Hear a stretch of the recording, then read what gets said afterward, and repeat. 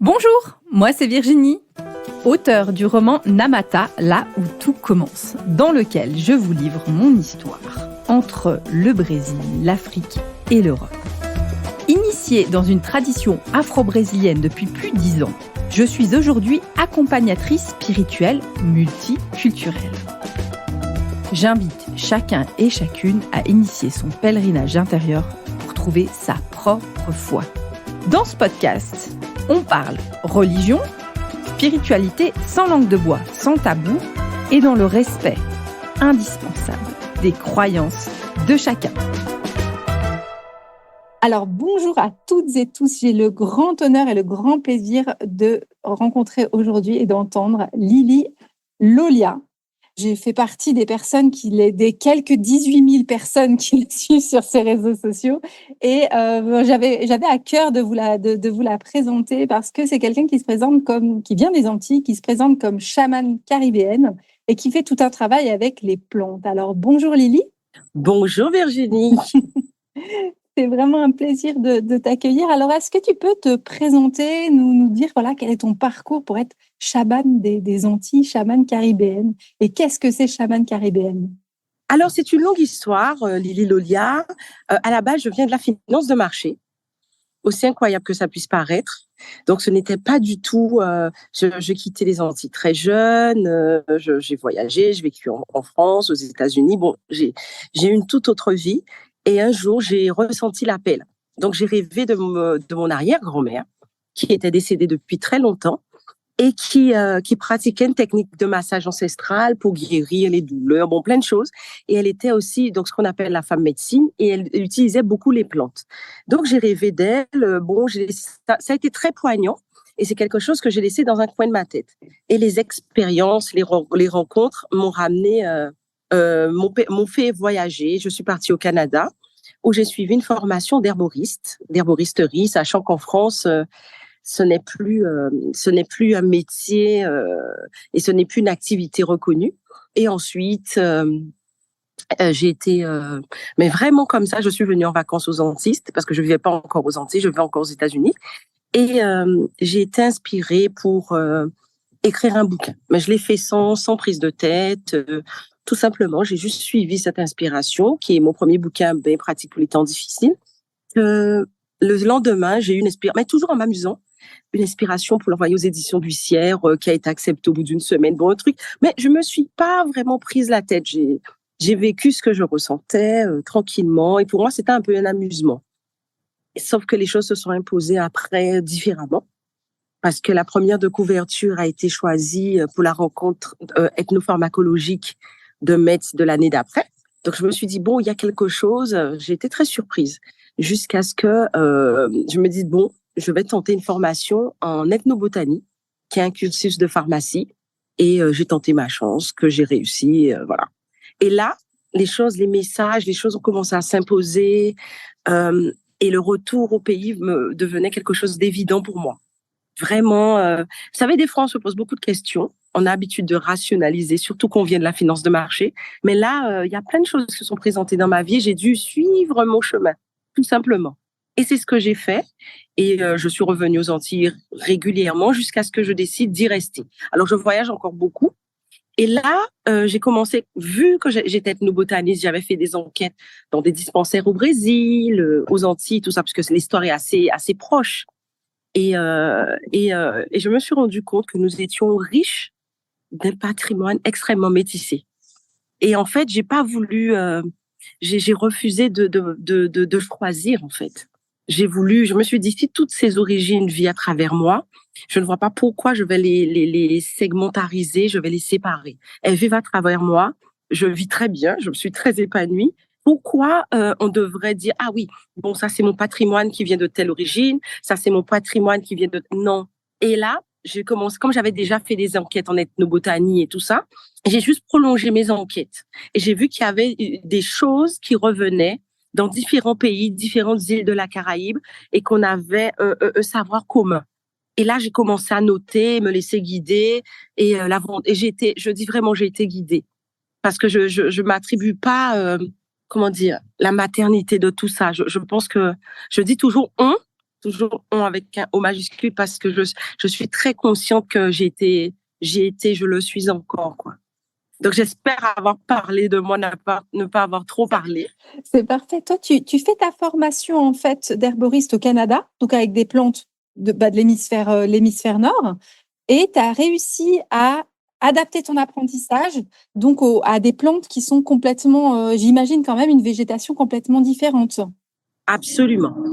C'est ça que je dis qu'on est aidé. Et puis, je crois beaucoup à tout ce qui est psychogénéalogie, les ancêtres et tout ça, parce que je puisse être formée à des plantes complètement de l'hémisphère nord. Et puis, je prends quelques bouquins, j'arrive à tout retenir. Mon arrière-grand-mère étant décédée, je sais pas comment j'ai fait pour les retenir. Mais en tout cas, je les ai retenus. Et je sais pas. Mais c'est vrai que, par exemple, il y a des choses qui sont venues au fur et à mesure. Et comme je suis relativement discrète, malgré le fait d'être sur les réseaux, mais j'ai vraiment des feeds, je suis très discrète. Et quand je sens une aventure, par exemple, quand tu m'as contacté, je tutoie, parce que chez moi, on tutoie beaucoup, et ça déroge pas. Et j'ai senti le truc, je le fais, mais je suis évidemment très discrète. Et en fait, quand toutes ces choses me sont venues, il y a une partie où je sentais que bon, il fallait que je fasse des consultations ou que je transmette différemment. Donc, je me suis dit, c'est plus facile pour moi de transmettre que de faire les consultes. Mais j'en faisais un petit peu. Et puis un jour, je me dis, mais le chamanisme caribéen, oui, c'est bien beau, tout ça, oui, il y a des choses assez authentiques. Ok, très bien, tout le monde peut s'y reconnaître, très bien. Mais quel est l'outil, mais je te jure, vraiment comme ça, quel est l'outil qu'on a qui pourrait différencier de ce que faisaient les autres? Je te jure, la nuit, je suis allée me coucher, le lendemain, eh ben, l'idée, le concept de l'herbier divinatoire m'est venu. C'est-à-dire, je te prends une feuille, les chamans peuvent te prendre une feuille d'arbre, n'importe lequel, et on peut te faire une consultation. À travers cette feuille, ton histoire, tout sort sur cette feuille. Mais comment, pourquoi, je ne saurais pas te dire. Simplement, je te jure, je sais pas. Ça, c'est magnifique. Quand tu dis on, c'est beau parce que, bah, notamment dans tout ce que tu partages, hein, tu vas beaucoup parler du culte des ancêtres, du soutien de tes ancêtres, et c'est ce chamanisme-là dont tu parles. Hein. Oui, totalement. Totalement. Sans pression. En fait, je dis, faut mettre une définition. Donc, je dis stage, je dis formation, mais véritablement, c'est une initiation, quoi. Par exemple, le premier niveau, c'est du tradit praticien au chamanisme caribéen. Il y a des techniques. Alors moi, franchement, il y a un Suisse que j'adore et que je regrette de ne pas avoir connu, c'est Paracels. Et ça, je le dis souvent. J'adore Paracels. Et au début, même avant d'être autant que le chamanisme caribéen, tout ça naisse, j'ai beaucoup étudié Paracels. Et je me dis, voilà quelqu'un qui aurait été mon pote. Et je l'adore. Et en fait, c'est de la transmission, en fait. C'est de l'initiation. Il y a des choses qu'on peut expliquer avec les mots. Alors, je te donne un exemple simple. Le week-end dernier, il y avait le solstice d'hiver.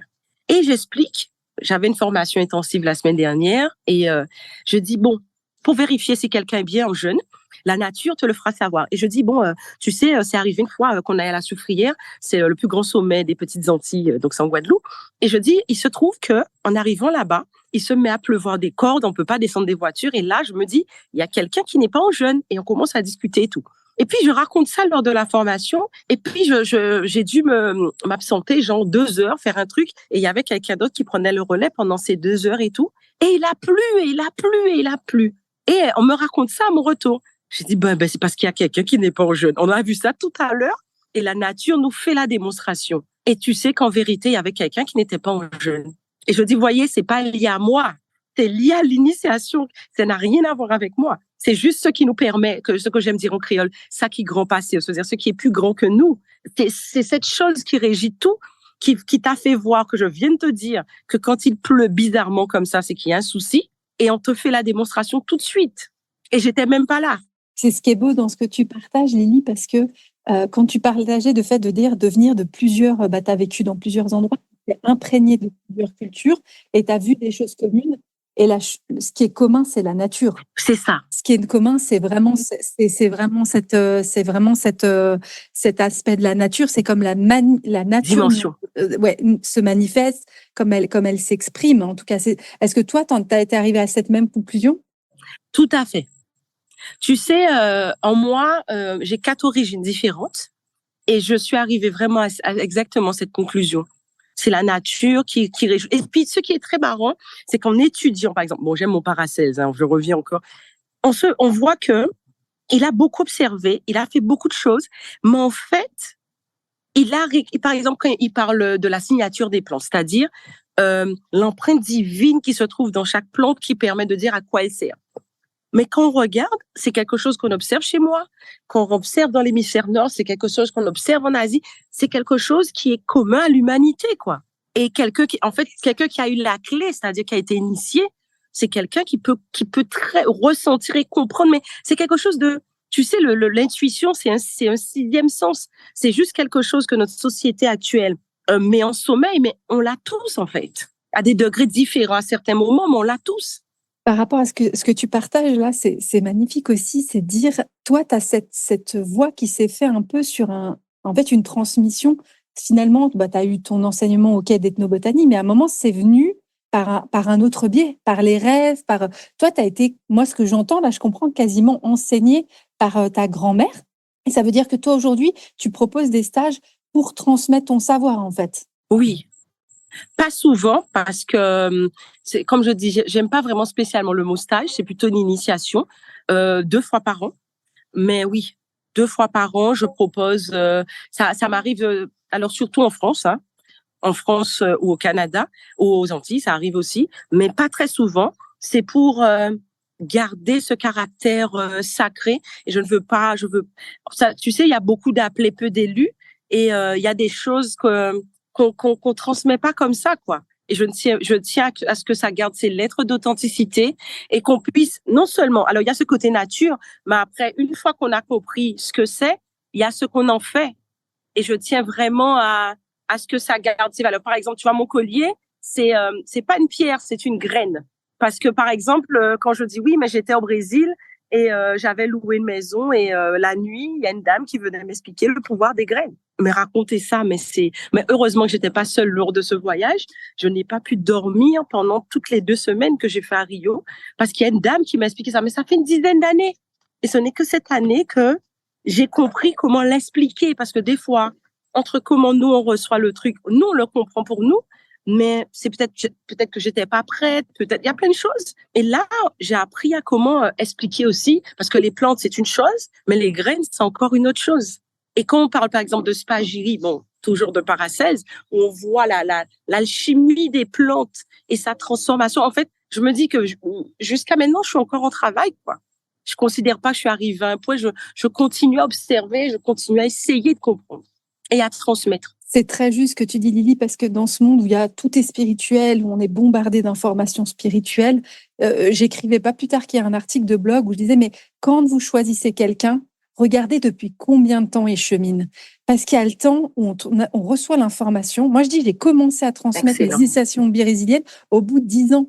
Parce que pour de vrai, moi, il m'a fallu exactement ce que tu dis, plus de 10 ans pour les comprendre, C'est vrai. pour les intégrer et pour être capable de les restituer à quelqu'un qui n'est pas de la culture. Et ça, c'est un élément clé, c'est-à dire que tu vas laisser le temps de germer l'information, de l'intégrer. Je me reconnais dans ce que tu dis. Ouais, de l'imprégner tes cellules pour pouvoir avoir l'autorisation de le transmettre. Et encore, on doit filtrer ce qu'on transmet, parce qu'on ne doit pas créer des... Moi, je me dis, tu dois faire attention à ne pas créer des charlatans ou des gens qui s'improvisent. Exactement. Voilà, qui en 2 week-ends peuvent dire... Je me reconnais parfaitement de ce que tu dis. Parce qu'on sait qu'aujourd'hui, n'importe qui va prendre... Non, c'est de la folie. Va faire un stage au bout de 2 week-ends, alors que c'est pas possible. C'est pas possible de dire... moi, je dis bien aux personnes, moi, je les forme pas au chamanisme, je leur donne la culture, mais ils ont pas une initiation pour transmettre à d'autres. Ça, c'est un point d'éthique qui est hyper important. Mais tu sais, c'est très intéressant. J'apprécie d'entendre ton discours. J'apprécie vraiment. Parce qu'en fait, par exemple, du tradit praticien au chamanisme caribéen, c'est 2 week-ends. Mais entre du tradit praticien au vraiment chamanisme caribéen, même que du chamanisme caribéen, la formation dure 1 an. Hein. Et ça, vous allez jamais voir sur les réseaux des choses là-dessus, parce qu'en fait, je prends que les gens qu'on m'a autorisé à prendre, en fait. Donc, quand je t'entends parler, ça me conforte, ça me fait du bien, parce qu'on est obligé de filtrer les choses. On peut pas donner comme ça aux choses, parce qu'on peut mettre des gens en danger quand les gens n'ont pas... Et c'est vrai que on me dit, mais pourquoi, pourquoi je communique, la seule chose que je communiquais sur le chamanisme 2, c'est l'herbier divinatoire. À part ça, je ne communique pas et il n'y a pas de, ah oui, mais je veux continuer. C'est pas comme ça. Il faut que j'ai l'info parce que on reste quand même responsable de ce qu'on transmet, quoi. On est responsable de ce qu'on transmet. Tout à fait, tout à fait. Et c'est ce qu'on n'arrive pas, effectivement, le fait de communiquer. Moi, j'ai toujours le cursus des orishas, les gens, je peux pas dire la durée parce que je transmets sur la culture des orishas, mais je n'ai pas terminé de transmettre au premier groupe, c'est-à-dire on est à bientôt 3 ans. Ça fait 3 ans que je transmets au même groupe. Et c'est long, c'est très, très long. Ouais, c'est exactement ça. Là, j'imagine, en plus, au bout d'un an, c'est une partie, il y aurait tout un pôle après. Et il y en a 20 au départ, et au bout de 2 ans, il y en a plus que 5. Parce qu'il y a ceux qui tiennent, il y a ceux qui comprennent, il y a ceux qui veulent pas le pouvoir non plus, qui veulent pas juste prendre, et puis qui sont dans l'échange énergétique. Il y en a, tu disais, beaucoup d'appelés, peu d'élus. C'est ça. C'est ça? C'est ça. C'est clairement ça. Et que le tri se fait généralement tout seul aussi, mais on a quand même un devoir de conscience par rapport à ce qu'on transmet et à qui on le transmet. Parce qu'il y a des gens, le pire, c'est même pas ce qu'ils vont faire, c'est-à-dire de négatif par rapport aux gens, tout ça, mais ils peuvent se mettre eux-mêmes en danger. J'avais une autre question aussi, c'est par rapport à toi, ta pratique. Donc, moi, tu vois, j'habite en Europe, je connais pas forcément bien la culture, en tout cas, traditionnelle guadeloupéenne. Moi, je connais un petit peu, mais il me semble-t-il, la marque, parce que moi, j'ai un guide, un ancien qui est dans mon équipe, au-dessus de moi, là, il est kiboiseur. Voilà. Et du coup, Quai-Boiseur. Et du coup, est-ce que c'est aussi alors c'est un petit vieux très sympa quand il parlait un petit peu plus loin de moi. On est obligé de faire. On peut pas. Alors, c'est-à-dire qu'il y a une forme de discernement qu'il faut apporter par rapport à l'évolution des choses, mais ça englobe tout ça, oui, parce que ça fait aussi partie de nous, oui. Alors, nous sommes pas initialement ici de culture vaudou, c'est-à-dire qu'on l'a été.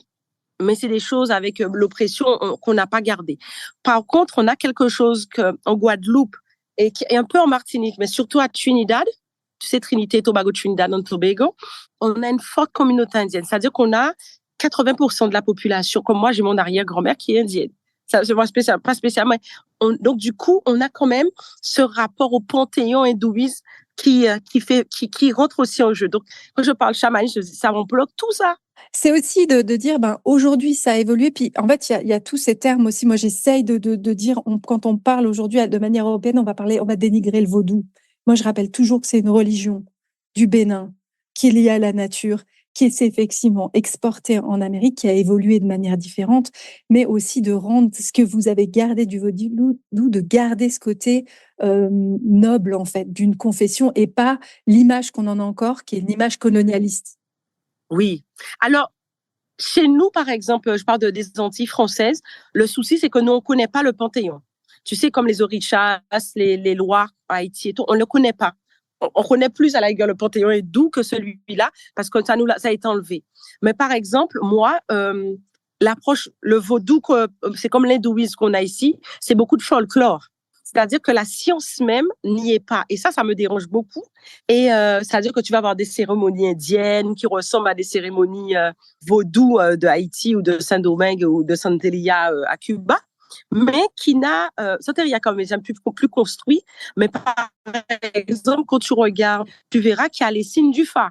Moi qui suis friand d'astrologie, quand tu vois que les signes du Fa, je crois que c'est 254 signes, c'est quelque chose qui existe en plus depuis l'Égypte ancienne. Ça mérite d'être étudié. C'est pas facile, hein, mais ça mérite d'être étudié. Et même quand, par exemple, je parle de signes du Fa dans mes lives ou des choses comme ça, je pousse toujours les gens à aller vers quelque chose de plus érudit que le folklore qui peut des fois appeler le bas astral, quoi. Si c'est pas maîtrisé, alors le bas astral, c'est un terme que j'emploie comme ça, je devrais pas l'employer de cette façon, mais qui pourrait mal utiliser, mal.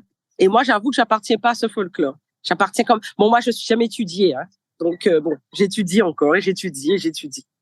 C'est ça qui est beau. Et puis, je rebondis sur ce que tu dis, c'est aussi de comprendre au-delà du folklore pour avoir la responsabilité. C'est-à-dire que moi, j'ai toujours... Enfin, il y a une vision très judéo-chrétienne de Dieu qui est bon ou pas bon. C'est ça. Et dans nos traditions, c'est beaucoup plus zone grise. Moi, je dis toujours, je peux invoquer mes guides pour leur demander de faire du mal et je pense qu'ils vont le faire. C'est vrai. C'est ça. Et par contre, de dire attention et comment on aligne et comment on fait correctement les choses, c'est là où, et très rapidement, et là, on peut entrer dans la magie noire, parce que les gens vont toujours dire la magie noire, c'est les autres. Moi, on a toujours un grand sorcier à l'intérieur de nous. Et on doit se réguler pour pour ne pas faire de magie noire. C'est ça. Maîtriser ses émotions, maîtriser ses réactions. Et je pense que si les formations peuvent être aussi longues, c'est pour arriver à ce stade-là. Mais je pense qu'on peut toujours être tenté, quel que soit le niveau, le nombre de temps qu'on pratique. Mais c'est vrai que le point commun qu'on rencontre chez les initiés de manière générale, c'est le détachement. Je pense qu'on est tous un peu détachés. On en fait très peu une affaire personnelle. On essaye de tendre à l'être, parce que des exemples tout simples. Moi, je disais, mais quelqu'un qui m'appelle et qui me dit, moi, j'aimerais faire un rituel pour que j'ai mes examens. Si on est déjà dans la magie noire, mon ami, tu veux que j'obtienne plus pour toi? On est déjà dans la magie noire. Et tu veux surtout pas bosser. Alors, et là, moi, je refuse, 80% des 80% des consultations. Je dis, mais non. Je te cache pas, je dois être dans la même situation. Je fais très, très, très peu de consultations. J'en fais quasiment pas. Alors, évidemment, j'ai formé des gens, je mets en relation, etc. avec des gens. J'ai choisi des gens parmi les gens que j'ai formés. Mais c'est vrai que perso, j'en fais très, très peu maintenant. J'avoue qu'il y a des choses très, très lourdes et des cas vraiment très lourds. Bon, là, ça serait compliqué d'en parler là parce que c'est vraiment très délicat.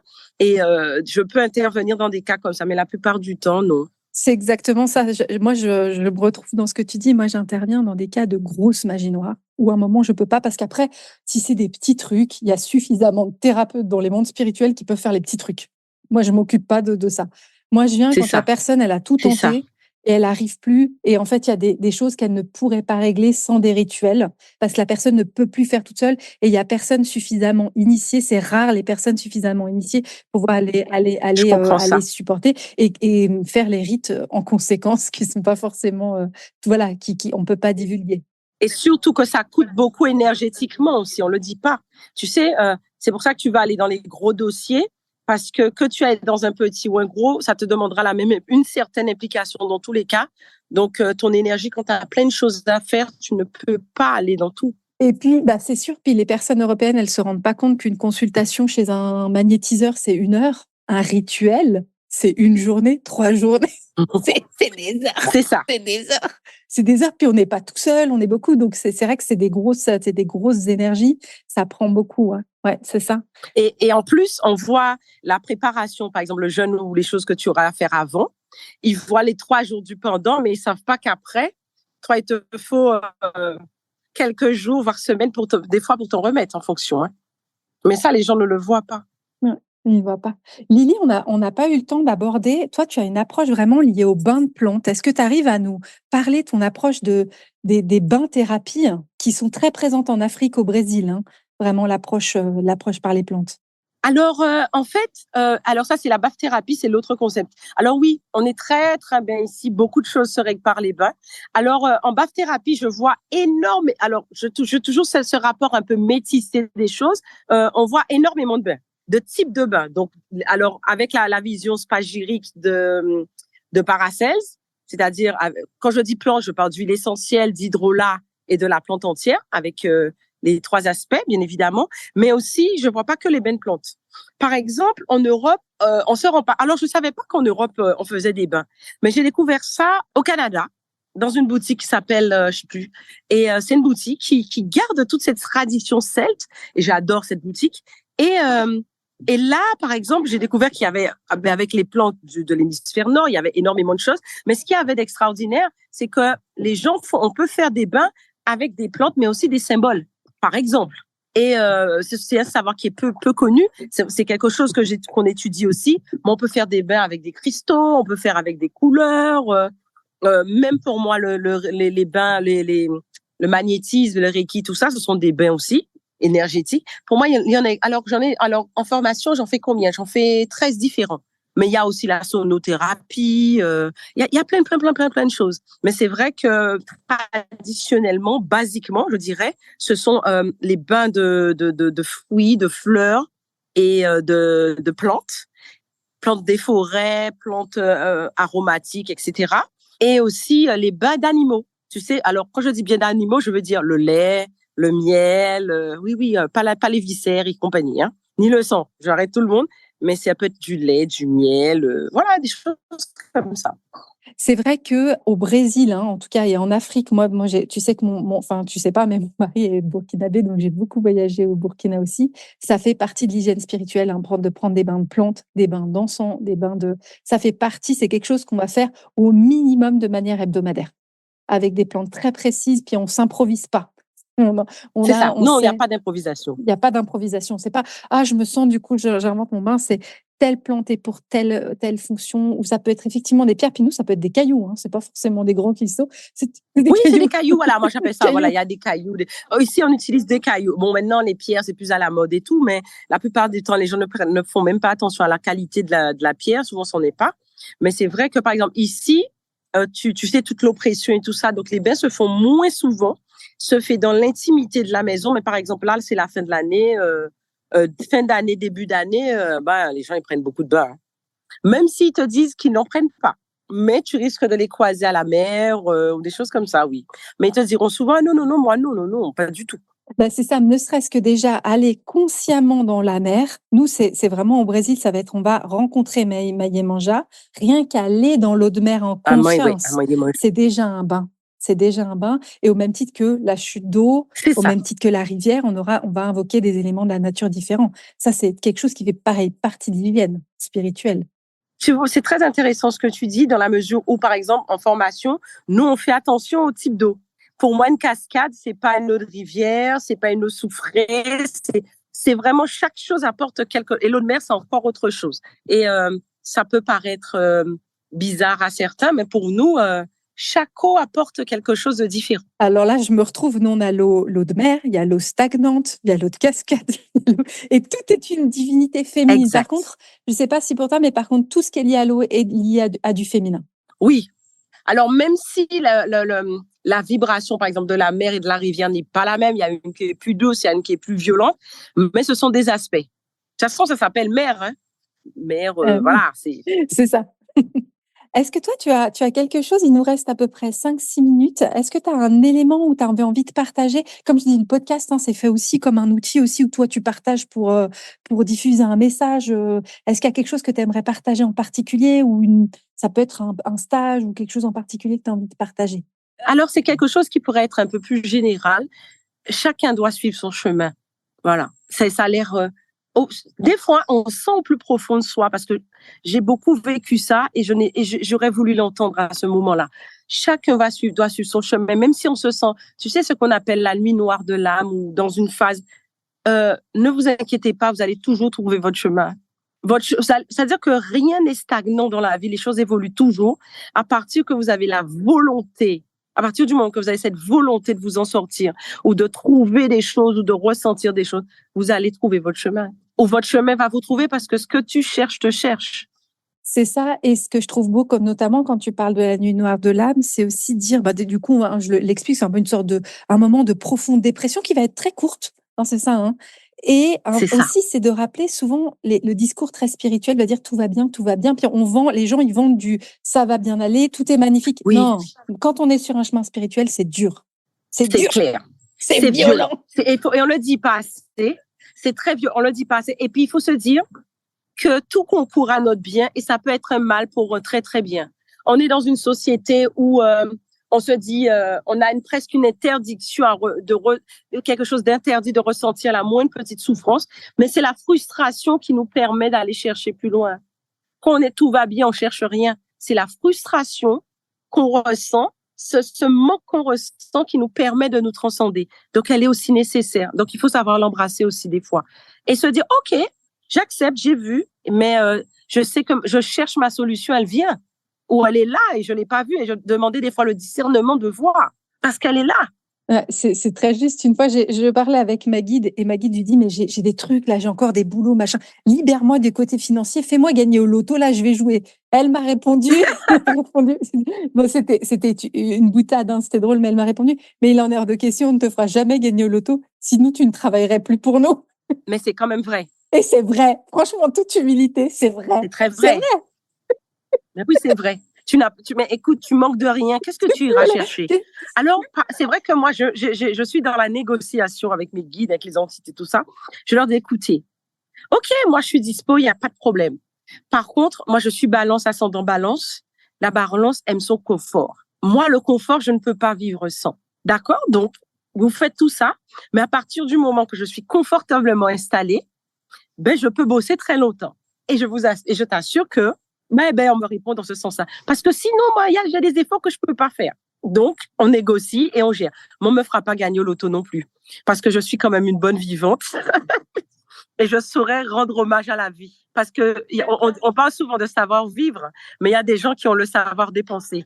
Et les gens qui apprécient vraiment la nature et qui se connectent à la nature, je pense qu'ils ont un bon savoir dépenser. C'est ça. Et de pouvoir donner, de pouvoir transmettre. Mais c'est très juste. Puis à un moment, dire aussi, ça rappelle qu'on est au service et qu'on travaille. On est au service et on travaille. C'est ça. Et on a différents boss là qu'on voit pas. Il y a plusieurs niveaux et nous, on est tout en bas de l'échelle. Ça nous ramène un peu à l'humilité, dire OK, je dois besogner là. C'est ça. Mais Lily, en tout cas, c'était un grand plaisir vraiment de ce moment de partage. Où est-ce qu'on peut te retrouver pour éventuellement participer à des initiations avec toi? Où est-ce que les informations sont disponibles? Alors, ça peut être sur ma page Insta, creative Lily Lolia.